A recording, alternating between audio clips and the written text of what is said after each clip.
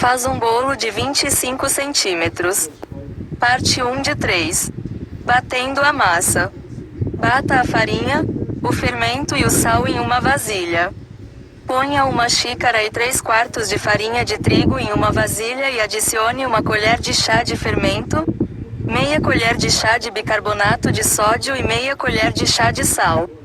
Bata por 10 segundos até os ingredientes se misturarem. O bicarbonato e o fermento ajudam o bolo a crescer no forno.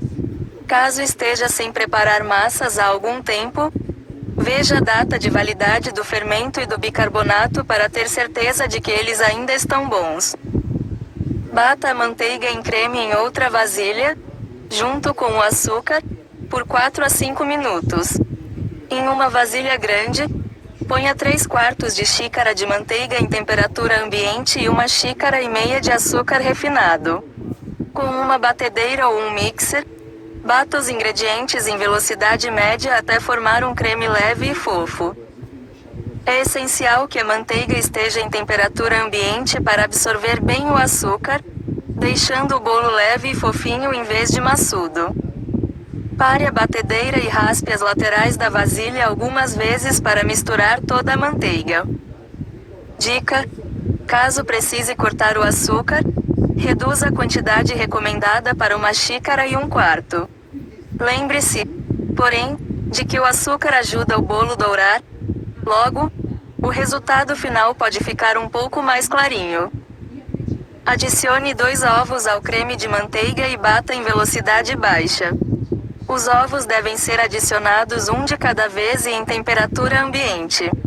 Com a batedeira em velocidade baixa, ponha o primeiro ovo dentro da vasilha. Bata até a mistura ficar uniforme. Em seguida, adicione o segundo ovo e bata até a clara e a gema desaparecerem completamente. Os ovos devem estar em temperatura ambiente para que a massa absorva mais ar, ajudando o bolo a crescer no forno. Misture os ingredientes secos com o leitelho até formar uma massa cremosa. Com a batedeira em velocidade baixa, adicione 1/3 da mistura seca à vasilha. Em seguida, encha 3/4 de 1 xícara com leitelho ou leite integral. Despeje metade dentro da vasilha. Quando a massa ficar uniforme, adicione mais 1/3 dos ingredientes secos. Por fim, adicione a outra metade do leitelho e o restante da mistura seca. Pare de bater depois que a massa absorver bem todos os ingredientes secos. Caso você passe do ponto, o bolo pode acabar ficando duro ou maçudo. Publicidade. Parte 2 de 3. Assando o bolo. Pré-aqueça o forno a 180 graus Celsius e forre uma forma de 25 centímetros. Unte uma forma quadrada de 25 centímetros por 25 centímetros, uma forma de pão de 25 centímetros por 15 centímetros ou uma forma redonda de 25 centímetros com spray de cozinha. Em seguida, forre o fundo com um pedaço de papel manteiga. Dê preferência para formas de metal, que conduzem melhor o calor do que as de vidro ou cerâmica. Para fazer cupcakes simples, forre entre 16 e 18 forminhas de muffin. Dica: o papel manteiga vai deixar mais fácil soltar o bolo da forma e evitar que a casquinha fique escura demais no forno. Espalhe a massa na forma. Despeje toda a massa dentro da forma untada e forrada. Com um pão duro ou com as costas de uma faca, espalhe a massa para que ela fique retinha. Assim, o bolo não vai ficar mais alto no centro depois de pronto. Para fazer cupcakes, divida a massa entre as forminhas com uma colher para biscoitos. Asse o bolo por 45 a 60 minutos.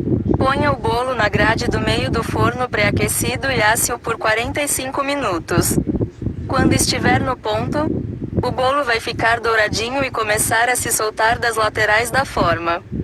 No entanto, como cada forno é um forno, pode ser que você precise assar o bolo por um pouco mais de tempo. Não se desespere se tiver que deixá-lo no forno por mais uns 15 minutinhos. Experimente enfiar um espeto ou um palito de dentes no centro do bolo para ver se ele está pronto.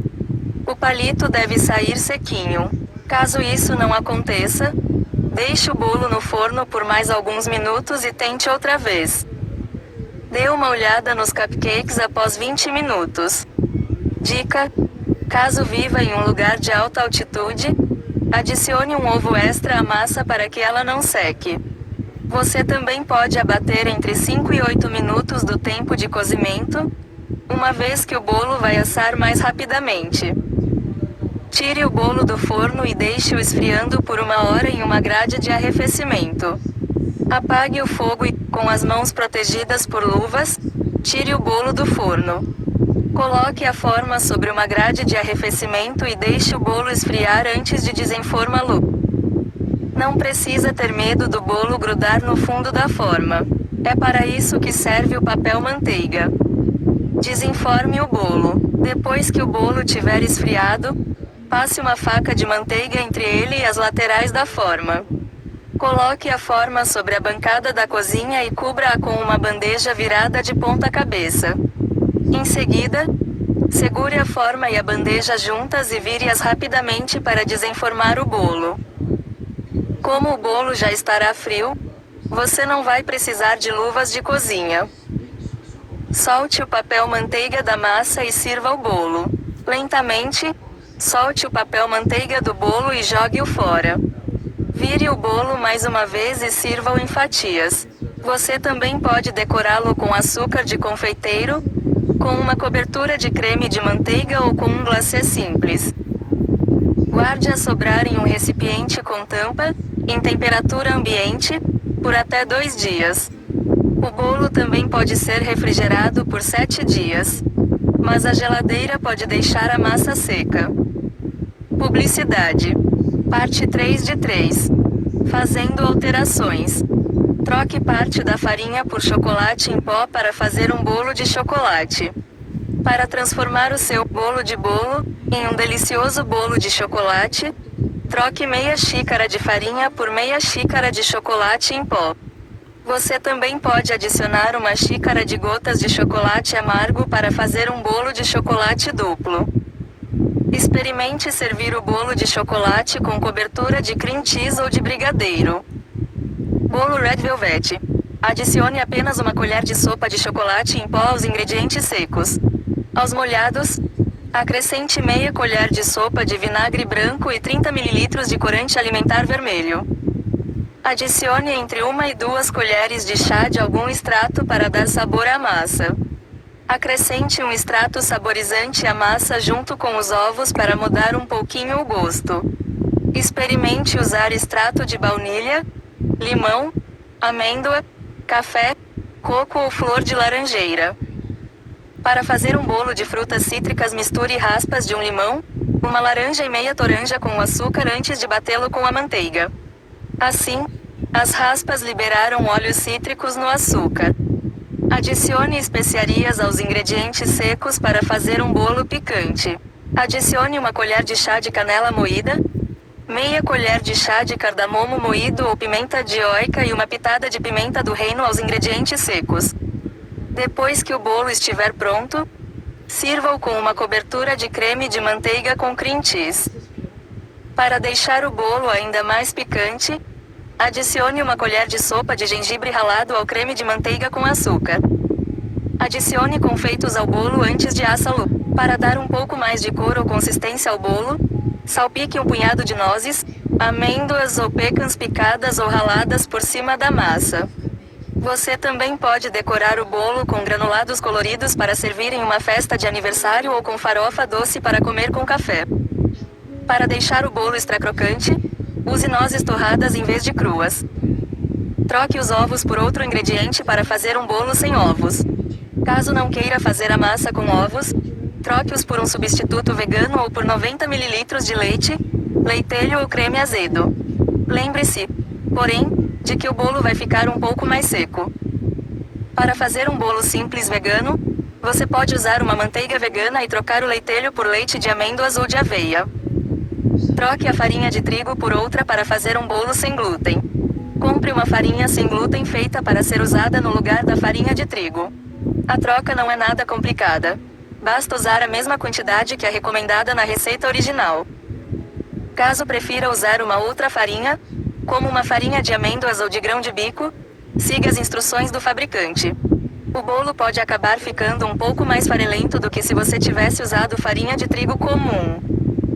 Publicidade. Bata o bolo à mão, com uma colher de pau, se não tiver uma batedeira ou um mixer.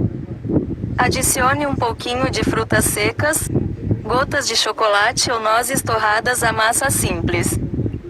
Copos e colheres de medição. Um fouet. Vasilhas. Um pão duro. Uma batedeira. Spray de cozinha. Uma bandeja. Uma forma de 25 centímetros. Papel manteiga.